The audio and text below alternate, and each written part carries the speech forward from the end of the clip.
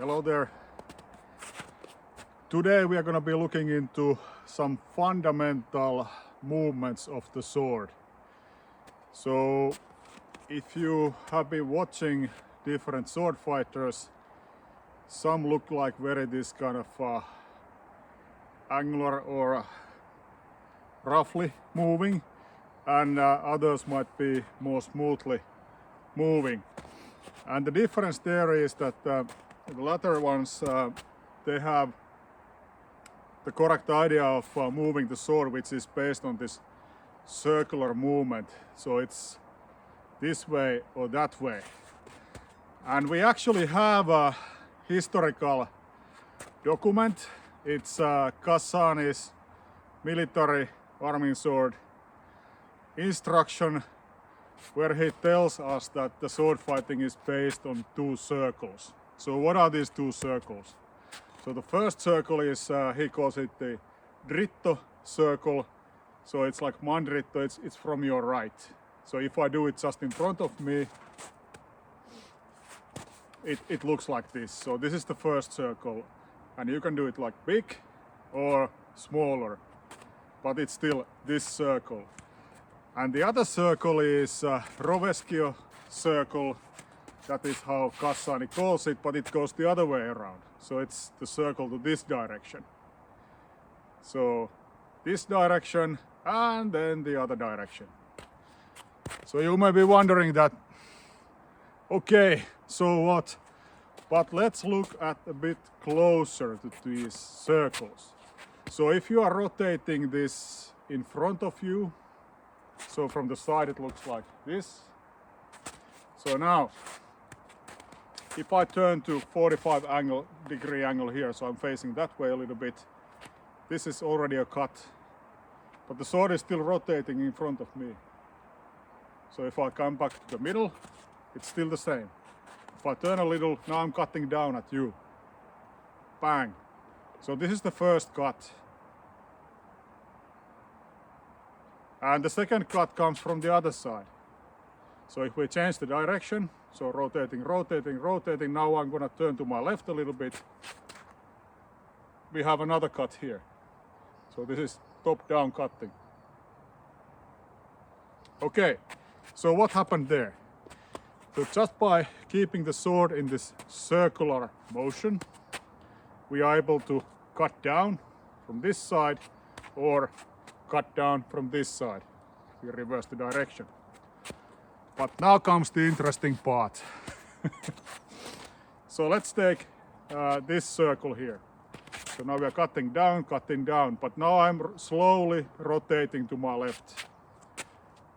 And the sword is still spinning in front of me. Now I'm cutting up. See? So I started from this side.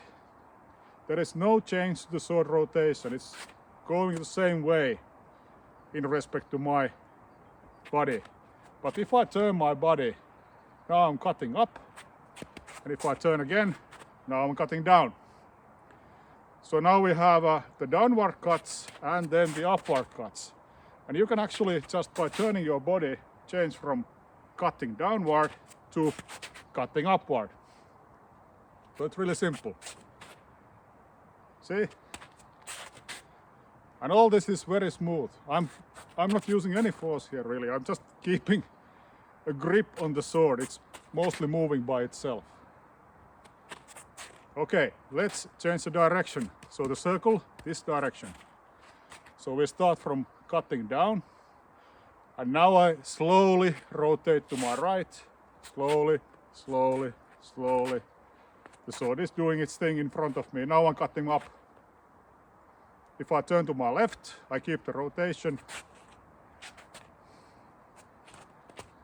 Now I'm cutting down. See?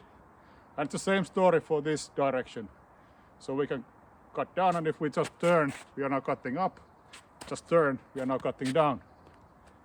So cutting up, cutting down. Okay, I hope you got this. I call this sword magic trick.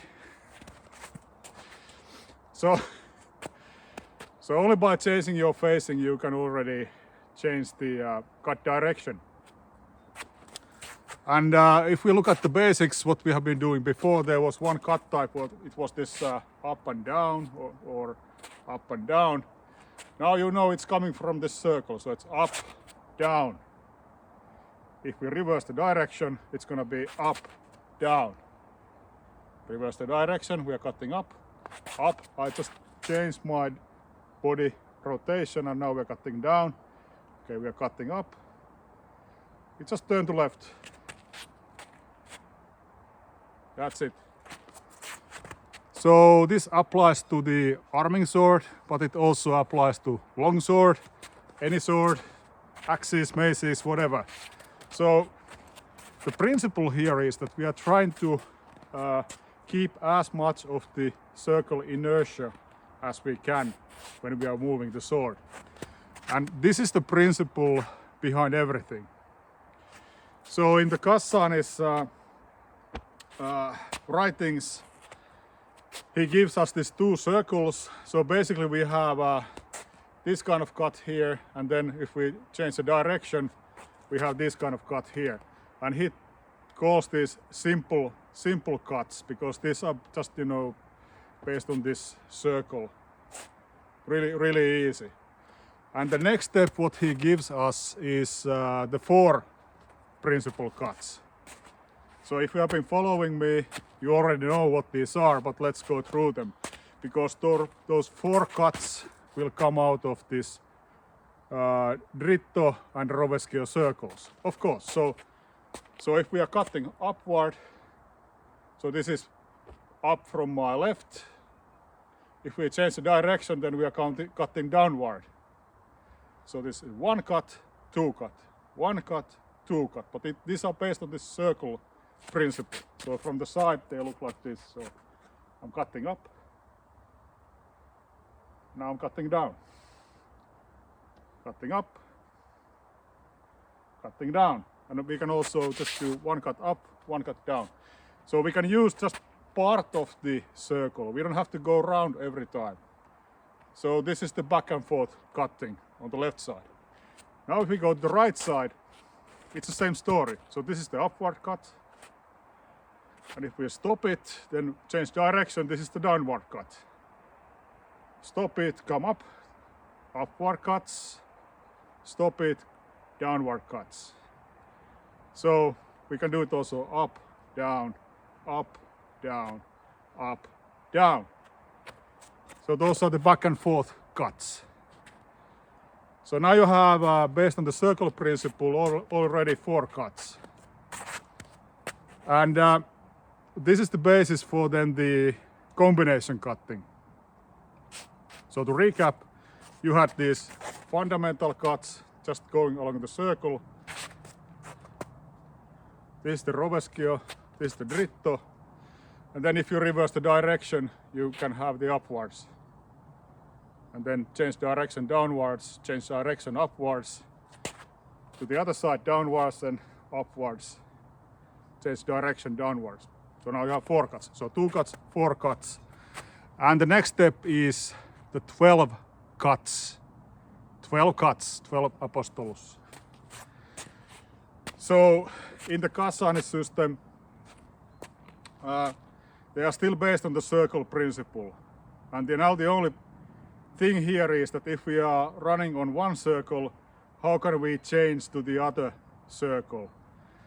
And the key to that is that if we are cutting on the right, if the circle is here, when the sword comes, roughly speaking, in front of our face, we can select, do we want to go back to the lower right, or do we want to go across to the left?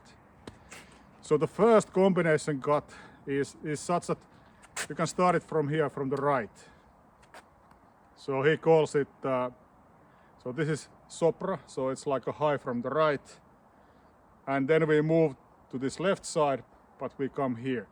So it's sopra and risopra. So high from the right and reverso sopra, so reverse high cut.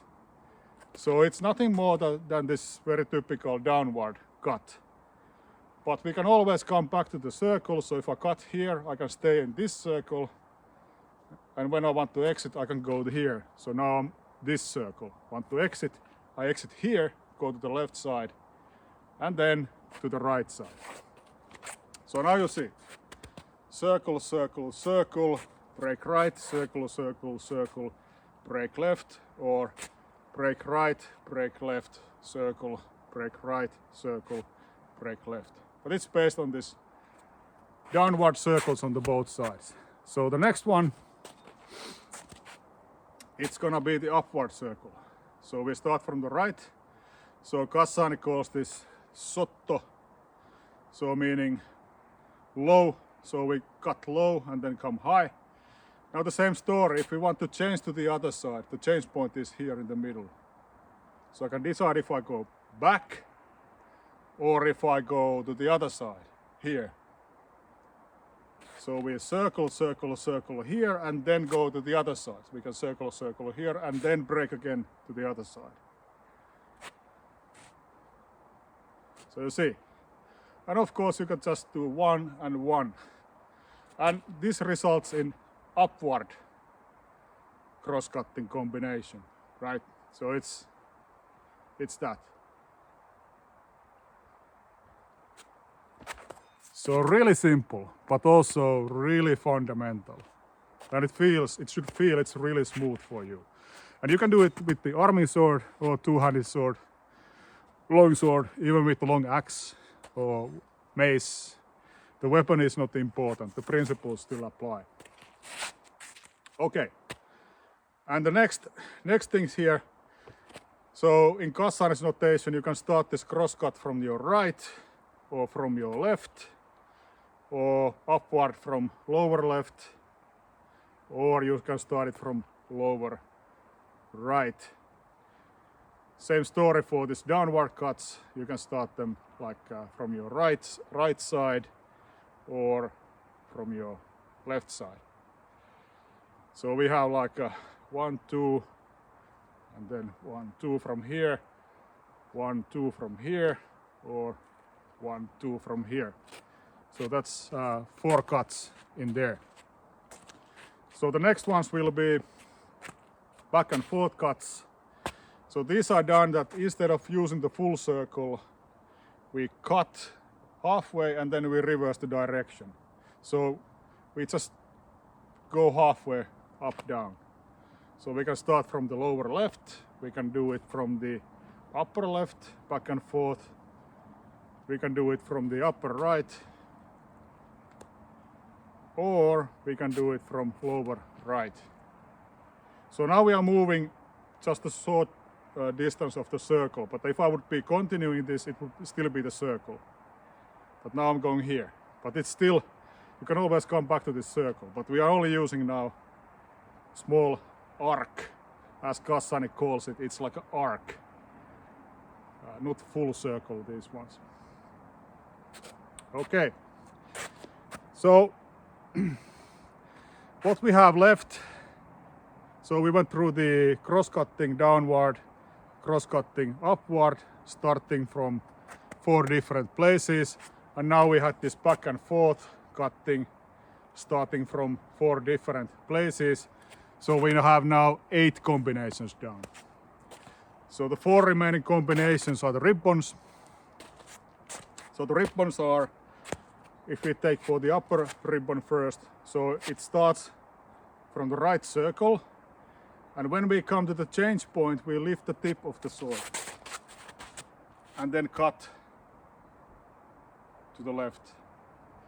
So starting from the right circle, you lift the tip and then you come to this left circle. So on the right we are going up, up, up, and change point, and then left. So if we start from the left, then we go up, up, up, change point, go to the right. So if we don't change, we just keep repeating this circle here. But if we change now, we go here. So up, up, up, and change, now we are here. So that's 2 more. I think we now have done 10 combinations. So the next one will be the lower ribbon. So that's a little bit more tricky. So we cut down and come here. So it's like going this, we start from the right with the downward circle and then we cut up to the left. So we start here from the right and then cut to the left. So it's a little bit like this kind of motion. So this is starting from upper right. And if we do it from the upper left, so we start with the downward circle on the left and then we finish on the right. So we start from the downward circle on the left, and when we come to this change point, we actually then cut up. So you can do it like this, for example. Or we can do it like this. This is one option to do it. So it's down, down, but now it's then up. So it's kind of cutting down at this angle first, and the next angle is this one. So, or cutting down this angle, then we go up. Something like that. The ribbons are, this low ribbon especially, it's a little bit tricky, so you need to play with that. So you can cut with the front edge or the back edge when you come up, or you can actually come up with a thrust when you do it. But if you play around this and if you keep the circle principle in your head, then you will now understand what's everything behind the sword use. And you can start to look at your training buddies or somebody who is fighting with the sword, that are they actually using the circle principle? Because if they are not, they still don't understand the really fundamental movements in the sword use, and usually then they look kind of clunky in the movements and they are not very smooth. And now today, so I will finish it here today. We were using the big circles, and just to keep you on track, we can use also a lot smaller circles with the sword. So we don't have to always use these big ones. We can use much smaller, and we can use the shoulder motion here, but we can also use just the elbow or just the wrist. And then when we do that, we can decrease the size of the circle at the sword point. So it can be really, really small here at the sword point to any direction. So this cross-cutting, this is like a big ones. Then it becomes this kind of very tiny. So it means that, for example, if you're doing, let's say, the kind of a figure 8 cutting. So if you are parrying, you can parry here and then push like a big cut. So your parry will be very small and then your cut will be bigger one. So it's small, but this is the figure 8 or downward cross. This is the root movement, but when you do it then in a sword fight, you will tend to parry here and then cut here. So for example, the left side, you will tend to parry here and then cut here. So the figure 8 is actually running on your left side. So if you look from here, so this is me cutting, this is me parrying, this is me cutting, this is me parrying. So you can change this frontal figure 8 to the side. So this is the fighting application then. Anyway, we'll be looking into those in detail a little bit later.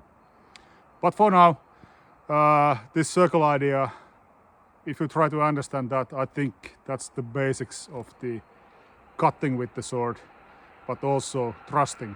But that will look a little bit later. So it's bye-bye.